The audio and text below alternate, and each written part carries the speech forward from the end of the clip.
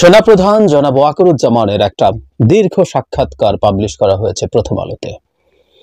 অনেকেই আশা করি পড়েছেন, যারা পড়েননি আমি সেই পুরো সাক্ষাৎকারটার লিংক আমার কমেন্টে দিয়ে দেব, একটু পড়বেন প্লিজ।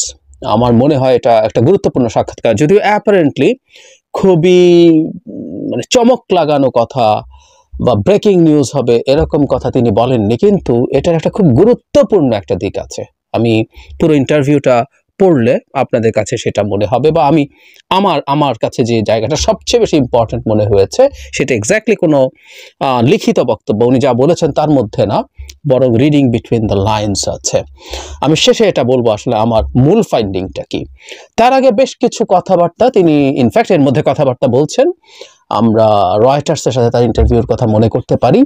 এর মধ্যে বেশ কিছু গুরুত্বপূর্ণ ইস্যু এসছে, তার রাজনীতির প্রশ্ন এসছে, মানে রাজনীতিতে ইনভলভমেন্টের ইতিহাস নিয়ে কথাবার্তা এসছে খুব ইন্টারেস্টিংলি সেনাবাহিনী যেন রাষ্ট্রপতির অধীনে থাকেন এবং ভারত সম্পর্কে, আমাদের এই অঞ্চলের নিরাপত্তা সম্পর্কে নানান ইস্যুতে কথা হয়েছে। কয়েকটা জিনিস আমি একটু পড়তে চাই এবং সেগুলো সম্পর্কে আমার দু একটা মতামত একটু দিয়ে তারপর আসলে আমার ওই ফাইন্ডিংটার কথাও বলবো। যেমন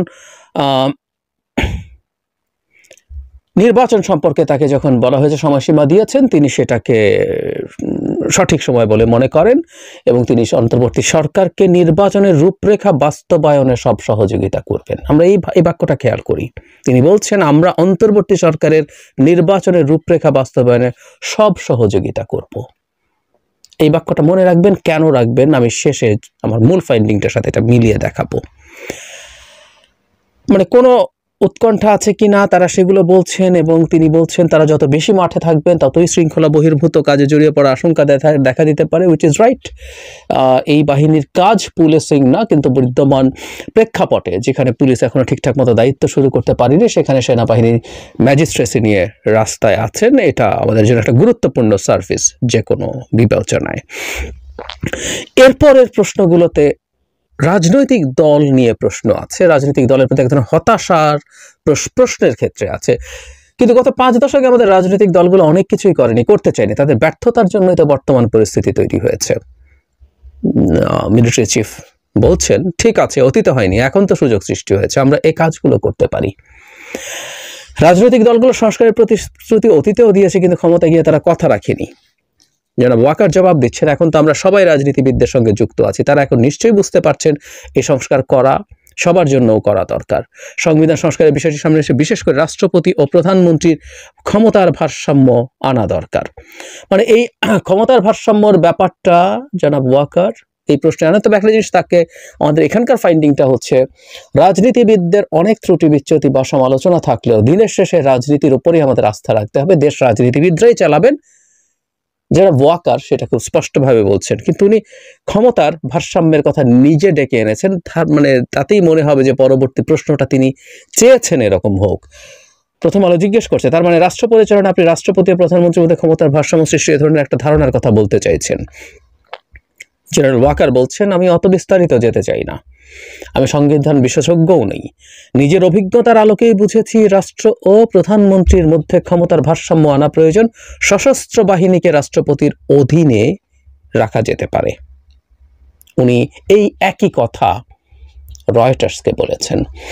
আমরা এভাবে যদি একটু চিন্তা করি যে রাষ্ট্রপতি সেনাবাহিনীর পুরো কমান্ডের ক্ষমতা যদি তার হাতে যায়, রাষ্ট্রপতি প্রধানমন্ত্রীর ক্ষমতার ভারসাম্য নিয়ে প্রচুর আলাপ হচ্ছে। এটা সত্য, আমাদের রাষ্ট্রপতির আসলে খুবই অক্ষমতা আছে, তেমন কোনো ক্ষমতাই নেই। কবরে গিয়ে ফাতেহা পাঠের কথা বলেছিলেন বিচারপতি শাহাবুদ্দিন আহমেদ।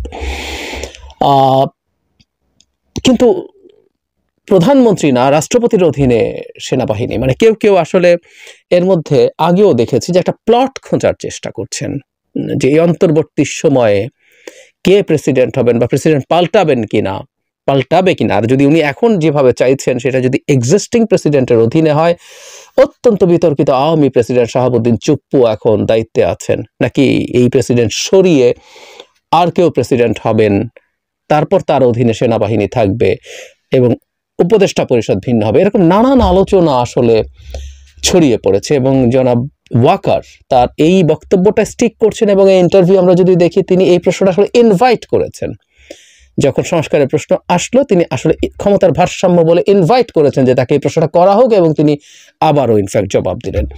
আমি এটাকে খুব গুরুত্বহীন ব্যাপার বলে মনে করি না, আমি এটাকে গুরুত্ব দিয়েই দেখতে চাই। এরপর বলেছে, প্রশ্ন হয়েছে যে সেনাবাহিনী কখনো কখনো ক্ষমতা এসছে, কখনো আন্দোলনের ফলে সেনাবাহিনী পরিস্থিতি সামাল দিয়েছে বা ক্ষমতা নিয়েছে, এবার আপনাদের প্রতি মানুষ আহ্বান জানিয়েছে, এসব তো বাস্তবতা। তিনি বলছেন যে তারা খুব একটা সুখকর নয় ইত্যাদি ইত্যাদি বলে উচ্ছৃঙ্খলতা থেকে, বিশৃঙ্খল অবস্থা আছে সেখান থেকে সরিয়ে আসার কথা বলেছেন। এরপর আন্দোলনের বলা হচ্ছে যে প্রচুর চেষ্টা হয়েছে কিন্তু সংস্কার তো ঠিক মতো হয়নি, এই পরিস্থিতিকে শেষ সুযোগ হিসেবে দেখেন কিনা। আপনারা ইন্টারভিউটা পুরোটা পড়বেন, আমি পুরোটা পড়ছি না, এটা বোরিং হবে অথবা অনেক লম্বা সময় লেগে যাবে। তিনি কিন্তু এখানেও রাজনীতিবিদকে ভিক্টিমাইজ করছেন না, রাজনীতিকে ভিক্টিমাইজ করছেন না। উনি শেষ সুযোগ বলেন না, তিনি বলছেন সুযোগ আছে তবে কাজে লাগানো উচিত, এবং উনি রাজনৈতিক দলগুলোর ওপর, রাজনীতির ওপরই আস্থা রাখতে চেয়েছেন। সংস্কারের কথা আবার ফিরে এসছেন এবং হচ্ছে যে বিভিন্ন পর্যায়ে কথাবার্তা বলছেন, দলের মনোভাব কেমন দেখছেন, তিনি কিন্তু আশাবাদ দেখিয়েছেন যে এটা হতে পারে, চমৎকার ব্যাপার। আচ্ছা, এরপর আমরা আসলে মূল যে জায়গাটায় যেতে চাই সেটা হলো ভারত, এবং সবার শেষে আমাদের ওই গুরুত্বপূর্ণ জায়গাটাও আসবো, যেটা রাজনীতিতে জড়ানো নিয়ে তাকে একাধিকবার এই প্রশ্নের জবাব দিতে হচ্ছে, কেন হচ্ছে। ভারতের সঙ্গে আমাদের পানি সীমান্ত সহ অনেক ইস্যু আছে, ইদানিং কিছু অমীমাংসিত বিষয়ে কিছু কথাবার্তা শুনছি, দেখছি। উনি ভারত সম্পর্কে যেটা বলছেন, ভারত আমাদের গুরুত্বপূর্ণ প্রতিবেশী, আমরা অনেক দিক থেকে ভারতের উপরে নির্ভরশীল, আবার ভারতও আমাদের কাছ থেকে সুবিধাও পাচ্ছে। আনুষ্ঠানিক আর অনানুষ্ঠানিক মিলিয়ে ওদের প্রচুর মানুষ বাংলাদেশে কাজ করছে, এদেশ থেকে অনেক মানুষ চিকিৎসার জন্য ভারতে যায়, অনানুষ্ঠানিকভাবে কাজ করছে। আমাদের মিলিটারি চিফের মুখে এটা বলা খুবই জরুরি ছিল। কাজে আমাদের বাংলাদেশের স্থিতিশীলতার ব্যাপারে ভারতের বিরাট স্বার্থ আছে, দেয়া নেয়ার সম্পর্ক ন্যায্যতার ভিত্তিতে এটা হতে হবে, ইত্যাদি ইত্যাদি বলে এটা রেখেই সম্পর্কটা তৈরি হতে হবে, এটা হলো সবচেয়ে জরুরি। জনগণ যেন কোনোভাবেই মনে না করে ভারত বাংলাদেশের ওপর কর্তৃত্ব করছে বা এমন কিছু করছে যা আমাদের স্বার্থের পরিপন্থী, কোনোভাবেই মানুষ যেন এটা না ভাবে, রাইটলি। এরপর উত্তর পূর্বাঞ্চলের নিশ্চয়তা, মানে 7 সিস্টার যে রাজ্যগুলো আছে সেগুলোর ব্যাপারে সহায়তা পেয়েছে এটা উল্লেখ করছে। তারপর জেনারেল ওয়াকারের জবাব খুবই চমৎকার। দেখুন, আমার কথা হচ্ছে আমার প্রতিবেশীর সঙ্গে আমি এমন কিছু করব না যেটা তাদের কৌশলগত স্বার্থের পরিপন্থী হয়। একই সঙ্গে আমার দিক থেকে প্রত্যাশা থাকবে যে প্রতিবেশী আমার সঙ্গে এমন কিছু করবে না যা আমার স্বার্থের পরিপন্থী। আমি যখন তাদের স্বার্থ দেখব যা আমার স্বার্থের, তারা আমার স্বার্থটা সমান গুরুত্বের সঙ্গে দেখবে। আমাদের পার্বত্য চট্টগ্রামে অস্থিতিশীলতা তৈরি হবে না, স্থিতিশীলতা নষ্ট হবে না মিয়ানমার সীমান্তে আমাদের লোকজনকে হত্যা করবে না, আমরা ন্যায্য হিস্যার পানি পাবো, এতে তো কোনো অসুবিধা নেই, সম্পর্কটা ন্যায্যতার ভিত্তিতে হোক। অত্যন্ত বোল্ড স্টেটমেন্ট। আমরা জানি যে বাংলাদেশের পার্বত্য চট্টগ্রামে যে ইনসার্জেন্সি হয়েছিল দীর্ঘ সময় 80s 90s এরকম সময়গুলোতে, সেই ইনসার্জেন্সি ভারতের প্রত্যক্ষ মদদে হয়েছিল। তারা ভারতের আশ্রয়ে থেকে এসে এখানে ইনসার্জেন্সি করেছে, তাদের অস্ত্র সাহায্য পেয়েছে। সুতরাং যখন বারবার 7 সিস্টার্সের আলাপ হয়, এই আলাপের সাথে তিনি রাইটলি পার্বত্য চট্টগ্রামকে জুড়ে দিয়েছেন এবং মিয়ানমার সীমান্তের আলাপটা তুলেছেন। কারণ সাম্প্রতিক সময়ে মিয়ানমার সীমান্তে অস্থিতিশীলতার পেছনে ভারত রোল প্লে করছে কিনা, আমাদের এখানে আরাকান আর্মিকে, যদি আরাকান আর্মির সাথে ভারতের সম্পর্ক আগে ভালো ছিল না, রাজনীতিতে শেষ কথা বলে কিছু নেই, সুতরাং সেটাকে দিয়ে, তাদেরকে দিয়ে কোনো অস্থিরতা তৈরির চেষ্টা করে কিনা সেটাও তিনি রাইটলি উল্লেখ করেছেন। চীনের কথা বলছেন, চীনের পররাষ্ট্রনীতি, এগুলো আমার কাছে খুব জরুরি না, কিন্তু এই যে রাজনীতি নিয়ে সবকিছুর পরও অনেকেই এখনো বলেন সেনাবাহিনীর আগ্রহ আছে রাজনীতি বা ক্ষমতা নিয়ে। সাধারণ মানুষের এমন ধারণা অতীতের অভিজ্ঞতা থেকে। তিনি বলছেন সামরিক বাহিনীর অবশ্যই রাজনীতিতে হস্তক্ষেপ করা উচিত নয়, রাজনীতিতে নাক গলানোর বিষয়টিও সেনাবাহিনীর জন্য ক্ষতিকর। অতীতে এগুলো হয়েছে, আমরা অতীত থেকে শিখেছি, এটা কখনো ভালো ফল বয়ে আনেনি। এই জন্যই আমার অঙ্গীকার হচ্ছে প্রধান হিসাবে নিজের মেয়াদকালে আমি রাজনীতিতে নাক গলাবো না, আমি সেনাবাহিনীকে রাজনৈতিক পরিমণ্ডলে হস্তক্ষেপ করতে দেব না, এটাই আমার স্পষ্ট অঙ্গীকার। আমরা মনে প্রাণে বিশ্বাস করি রাজনীতিবিদের বিকল্প রাজনীতিবিদরাই, তাদের বিকল্প সেনাবাহিনী নয়। তারপর জিজ্ঞেস করছে, বিভিন্ন দাবি দাওয়া নিয়ে আসছেন, এই প্রেক্ষাপটে জনগণের প্রতি কোনো বার্তা কি দিতে চান? এরপর উনি একটা বার্তা দিয়েছেন, জটিল কঠিন পরিস্থিতি, সবাই এক্সপেকটেশন যাতে কম রাখা উচিত, ব্যবসায়ীদের প্রতি আহ্বান জানিয়েছেন যাতে জিনিসপত্রের দাম নিয়ন্ত্রণে থাকে, ইত্যাদি ইত্যাদি বলে উনি এক ধরনের আহ্বান জানিয়েছেন। আমরা ডক্টর মোহাম্মদ ইউনূস অন্তর্বর্তী সরকারের সফলতার জন্য সবকিছু করতে প্রস্তুত আছি এবং প্রস্তুত থাকব। রাজনীতিতে তিনি আসছেন না, রাজনীতিতে কোনো আগ্রহ নেই এবং তাদের অতীতে ভুল আছে, রাজনীতিতে এসে এই ভুল আর করবেন না। এই আলাপটা কেন? বাংলাদেশে একটা প্রেক্ষাপট তৈরির চেষ্টা হচ্ছে যেটাতে সামরিক বাহিনী অনিবার্যভাবেই আলোচনায় আসছে। মানে বাংলাদেশের এই ডক্টর ইউনূস সরকারকে সিরিয়াসলি ডিস্টেবিলাইজ যদি করা যায়, আনস্টেবল যদি করে তোলা যায়, তাহলে সেনাবাহিনী ক্ষমতা নিতে পারে এবং এরকম একটা অঙ্ক ভারতের দিক থেকে আছে, এই আলাপ আছে। মানে তারা চাইতে পারে ডক্টর ইউনূসের মতো একটা জনগণের সমর্থন পুষ্ট সরকার, তাদের পক্ষে আসলে জনগণের স্বার্থ বা দেশের স্বার্থের বিরুদ্ধে গিয়ে ভারতের স্বার্থ পূরণ করা অন্যায় স্বার্থ। আমি আমাদের চিফ যেভাবে বলেছেন, আমরা ওইভাবেই বলি, পারস্পরিক স্বার্থ দেনা পাওনার বাইরে গিয়ে করা সম্ভব না। ফলে ভারতের জন্য মন্দের ভালো হচ্ছে এখানে একটা মিলিটারি টেক ওভার হওয়া, এটা ফ্যাক্ট। এই আলাপ অনেকেই করছেন, রাইটলি করছেন, আমরা এটাকে যৌক্তিক মনে করি। ফলে কেউ কেউ চাইবেন সামনে, আমরা নিশ্চিতভাবেই চাই, সেটা প্রধান যা বলেছেন আমি আন্তরিকভাবে এটা বিশ্বাস করতে চাই, বিশ্বাস করি। কারণ সেনাবাহিনীর ক্ষমতা নেয়ার সবচেয়ে উপযুক্ত সময় ছিল শেখ হাসিনা পালিয়ে যাওয়ার পর। তখন বহু মানুষ এবার আহ্বান জানিয়েছিলেন, জনগণ খুশি হতো তখন তারা নিলেও, তারা সেটা করেননি, সবচেয়ে প্রপার সময়েই করেননি।